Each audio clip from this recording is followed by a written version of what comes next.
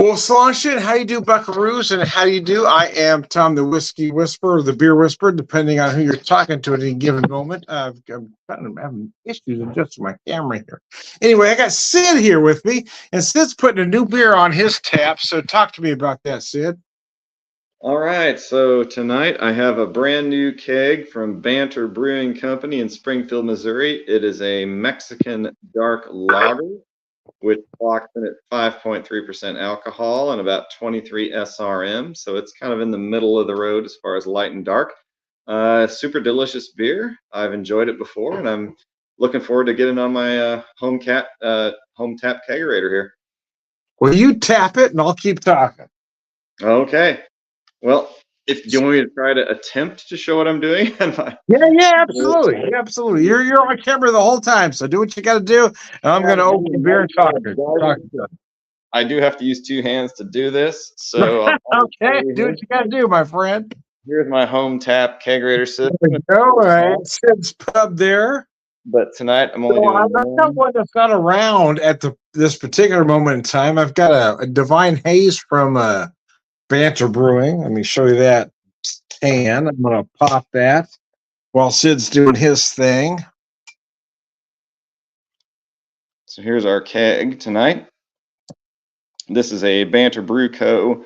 1/6 barrel. They call it a Sixtel. And so I'm going to put that on tap here. Mercy. I'm going to bring it out here just so it's a little bit easier to work with. Yeah, Tom's got his beer there. So we got our tap handle here. I'm going to put my phone down for just a second. Apologize, I can't do this with a... You can't do that with your teeth, Sid? No, I'm just going to have to... I'm just going to tap it here. Twist. There we go. Seat. So now you can see what it looks like here from the top. So we got the keg all seated nicely. Gonna throw this in the barrel here.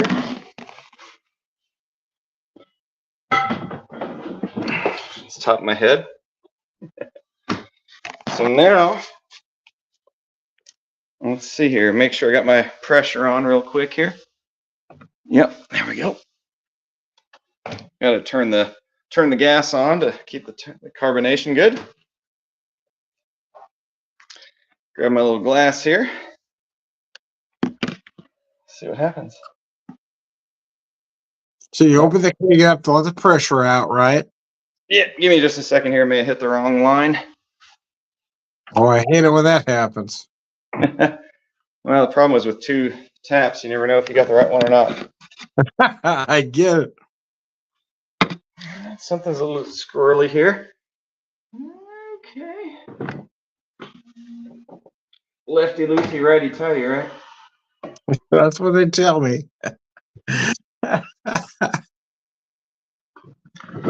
We will take a short commercial break here while we fix this up. All right, so I'm gonna keep talking while Sid's doing his thing. Hey, Thomas, how are you, man? Post your keg, Thomas. Hope you're doing all right, my friend. Thomas, you let me know you ever want to jump in the video. I'll send you the link as well.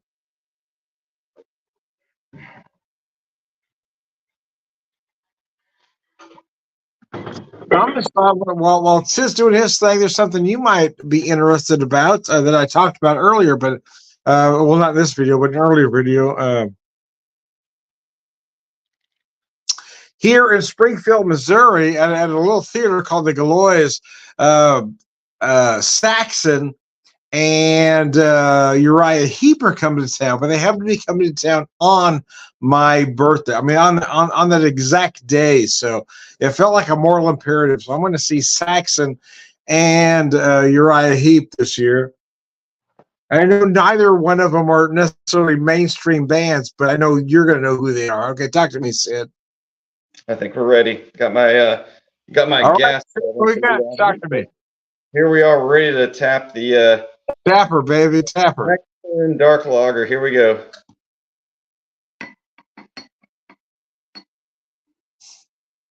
She's filling up nice. Oh, you're okay. So does that is it? looking at the color, it looks more like a Vienna lager than say uh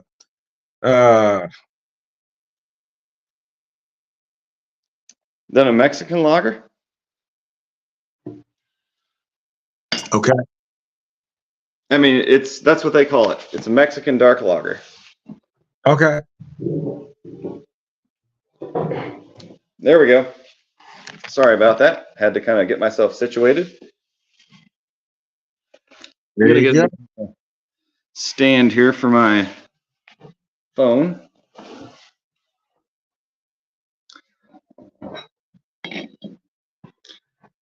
There we go. So yeah. Oh, nice. That's a nice looking beer, my friend. Thank you.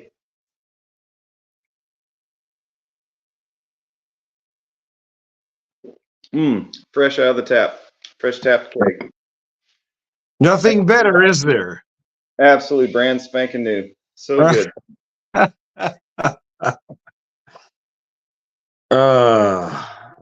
So what keg did you kill to put that on? Well, it's funny. So I had 2 kegs in the fridge, and I had another keg of the exact same thing that blew about the day after the Chiefs won the Super Bowl. Oh, is that right? Okay. So that one went down. Well, I know you're a Chiefs fan, but I know your wife is a mega Chiefs fan, right? Yeah, I'm a casual Chiefs fan. She's a mega Chiefs fan. So that had to be a big deal in your neck of the woods. Oh, it was. It was a super big deal. So I had some friends over. We all enjoyed some of this beer, and we just didn't quite blow the keg that night. But then the day after, I had a buddy come over just to chit chat, and we blew the keg that night. That was on Monday, like 6 days ago. And so I just picked up this keg today. Very nice, very fresh. Well, I grew up in Southern California, so just shortly before the Super Bowl, a friend got into contact with me. Who knows? I grew up in Southern California, so I'm a diehard Rams fan. I've been a Rams fan, even though we had a lot of 4 and 12 years. So he asked me, he said, "Do you care who wins the Super Bowl, or do you have a prediction?" I said, I don't necessarily care who wins, but I'm going to tell you, I'm never going to bet against that kid, meaning Mahomes. I feel like he always finds a way to win. He does. He's got some incredible skills. I'm not Between him and the chemistry with Kelsey, so I'm never betting against that duo. If they're in the Super Bowl, I'm not going to bet against them ever.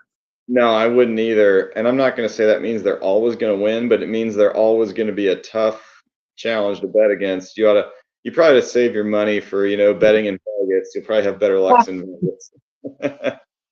It's just kind of up in the air when those two go at it versus whoever, Yeah, and I can't disagree with that. I mean, like I said, I didn't really have a dog in a fight, but there was no way I was going to bet against that kid.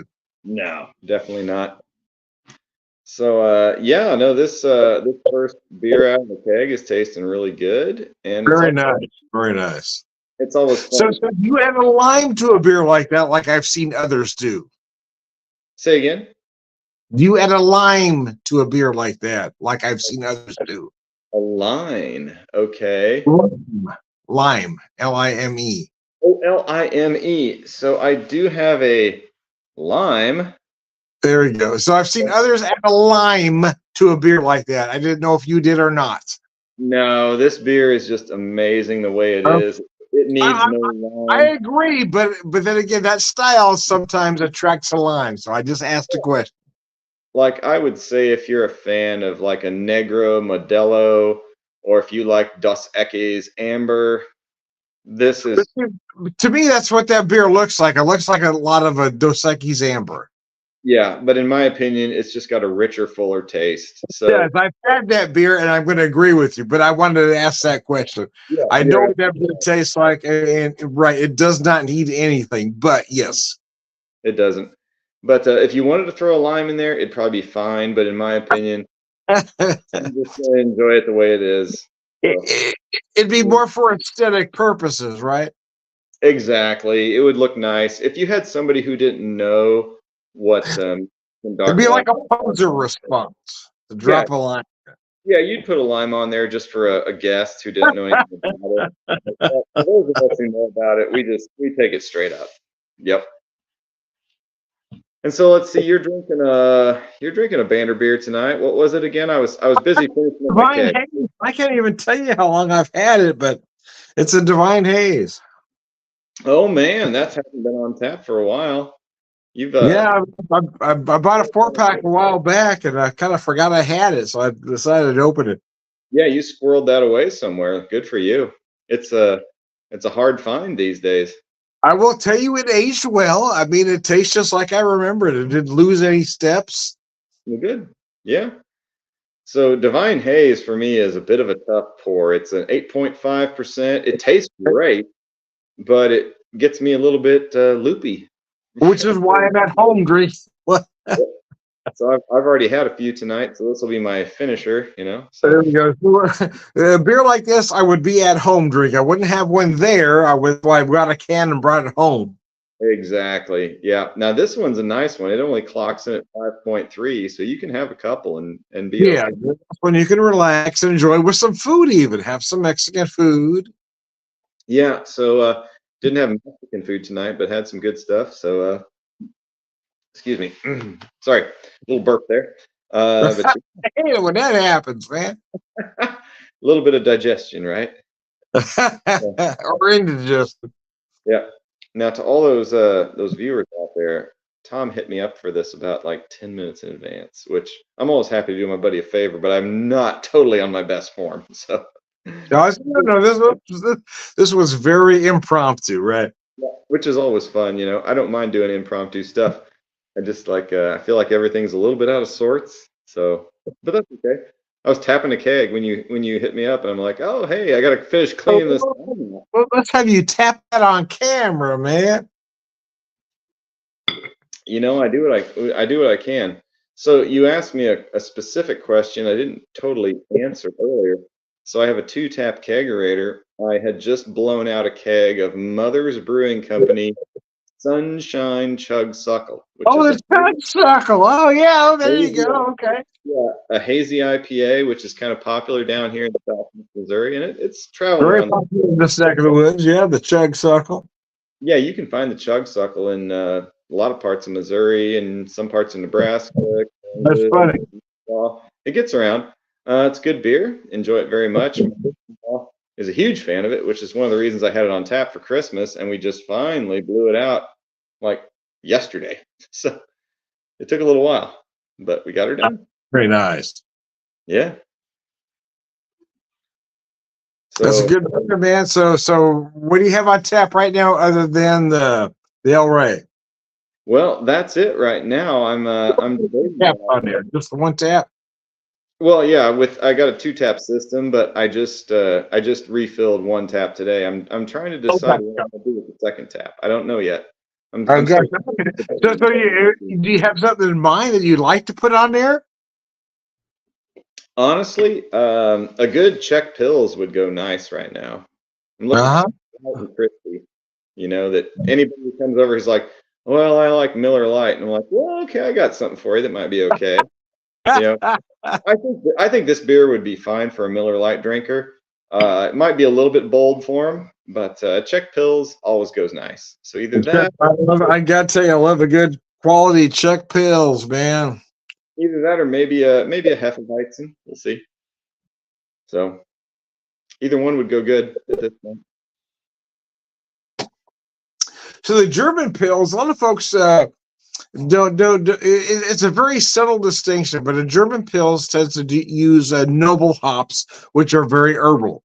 Yes. So a Czech Pills tends to add the Saaz, which adds those light peppery notes, which Yes. kind of changes it up slightly. They're very similar, but there is a subtle difference.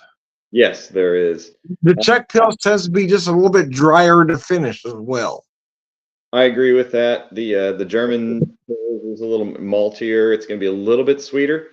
Won't have quite as much spicy, like you said. If anybody out there is familiar with a Pilsner Urquell, that's the Urquell, the Pilsner Urquell. See, that's the standard for the style, right? Yeah. Either that one or Budvar or Czech Bar would also be an excellent example of a Czech Pils.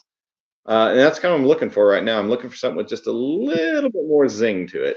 than a standard. Yes, that's what the Czech Pils typically does. They add that Saaz hop, and I love the Saaz, man. That Saaz is just gorgeous. It just adds those slight peppery notes that balances those herbal noble hops. Oh, it's just beautiful. I agree 100%. That's what makes it. I love a German Pils, but in my book, the Czechs invented the Pils. They're the experts. They make a great Pils. It's amazing. So you can't go wrong with that. If you're looking for just a nice, clean, crisp, easy to drink, but just a little bit interesting. Now it's funny because Pilsner, you see a lot of American beers that say Pilsner beer on them, like Miller Lite and a lot of other beers like that they label themselves as Pilsner, and it's like, yeah, kinda, sorta, not really. I mean, they're light, they're crisp, but that's all they are. They don't have the flavor. Yeah, really comes through on an authentic Czech or German Pils. So if you like that style and you want to branch out a little bit, try something a little bit more interesting, I would say give yourself a Pilsner Urquell, or if you're in the Midwest, KC Brew Co. out of Kansas City. They have a great German style Pilsner, which is just, I think anybody who likes, Miller or Coors or Hams or whatever would probably drink that beer and be very satisfied. They'd be happy with that, I think. All right, there you go. There is Sid's. Anyways, hey man, I appreciate you jumping on with me on short notice. Any parting notes?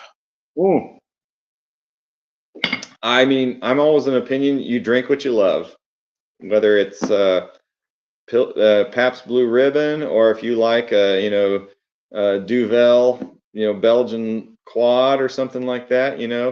Drink what you love. That's what it's all about. Let's try something different and have a good time doing it. Here we go. I am Tom, the Beer Whisperer, Beer Evangelist, prolific beer drinker, pervert wisdom. I want to thank Sid for jumping on with me, and I'll say all around good guy.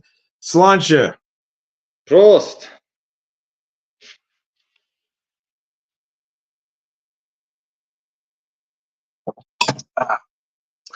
Thanks, Sid. Hey, don't jump off right away. I'll talk to you quickly off camera. Sounds good, Tom. Thank you, sir.